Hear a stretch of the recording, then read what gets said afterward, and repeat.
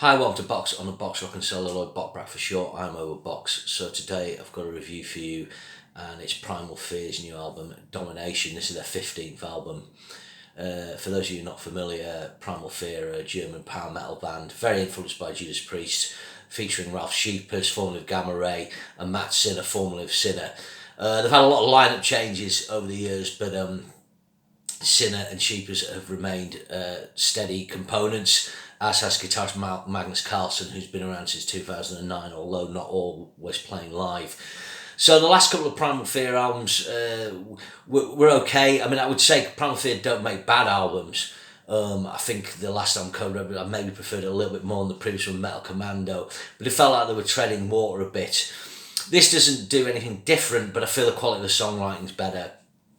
And it's probably their best album since Apocalypse, or certainly might be the best since Delivering the Black. Maybe it's better than Apocalypse. I think it's probably better than Rule Breaker, or it certainly is good. So it's kind of in that ilk. If you're not familiar with the band, the best album to check out the early stuff is Nuclear Fire. That's really good. And then start with Unbreakable and move from there. I'd say, like I said, I don't think they really made a bad record. There's an album called 16.6, The Devil Knows You're Dead, from 2009, which I don't like. Not a lot of good songs on that, but let's just leaning over here just to look at my screen, and the album opens with The Hunter. So this is a really good, does what it says on the tin track. It's really melodic, it's got crunchy riffing. The guitars sound really good. They've recently got a female guitarist in called Talia. I've forgotten her second name, but she's cool. I saw them live in the summer at the Stone Dead Festival, and she's got good presence. Bass and drums, the production sounds great. Really strong open. The next track's not as good, but it's a decent album track. It's called Destroyer again. That lasts 4 minutes 34. Pretty tight. Again, does what it says on the tin. You can compare it to other tracks called Destroyer. Then the next track is Far Away. Now, I'm not that into this track. It's very sort of double bass kick drums, very like Halloween, who are also a bit of an influence on the band. Some people might really like this. I don't know why I'm not so into it, I don't know, but it doesn't do it for me as much. But the next track, which is I Am the Primal Fear, is really good. This has got just a kind of block chord riff over a pumping bass. It sounds massive on this. If you want to hear state-of-the-art heavy metal production, Primal Fear tend to produce, record themselves, and they get a guy, I think it's called Jakob Hansen, to mix, and someone else to master. Maybe Jakob Hansen does it, but they do a great job.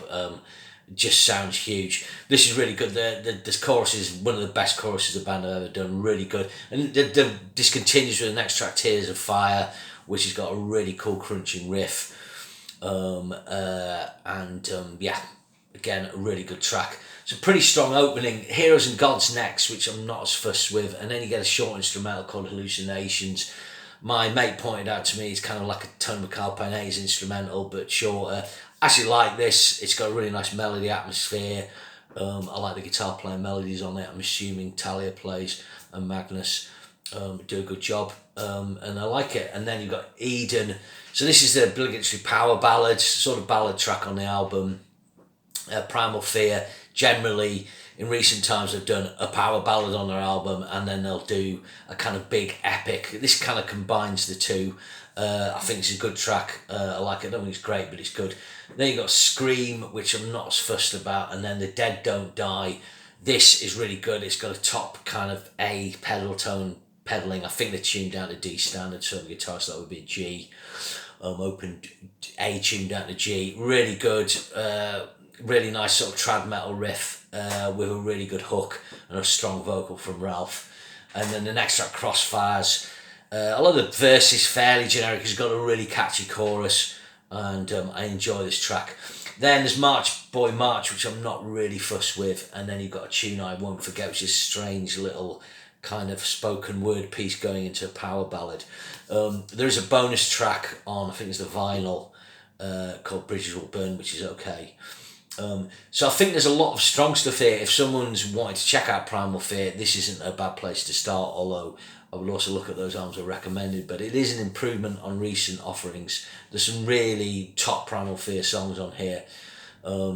Production performances are first rate. I think if I've got a criticism is Primal Fear always do albums where they'll either be a 10 or 11 track album, and then you get one with bonus tracks. And this has got 13 tracks on it. You just don't need that many tracks. This is about over an hour long with the 14 track version. It's about 58 minutes with the 13 track version. You could easily lose, and I'm just looking over here, you could probably lose the last couple of tracks, and that could take off 8 minutes, and you could lose another sort of 4-minute track, 12 minutes. You'd still have 10 tracks, and you'd still have 46 minutes of music, and you'd have a better and more focused album. But in the age of streaming, people will just pick the tracks they like out. I mean, I've listened to the whole album several times, but I have found myself picking out the tracks I like. So, yeah, so that's my review of this. I'd probably give it, I'm giving it a solid 6 to 6.5 out of 10. Now, that's based on the tracks that are really good. Like I said, if I had less tracks on it, it would make it a better album overall, and I'd probably give it 7 or 8. But it is a good album.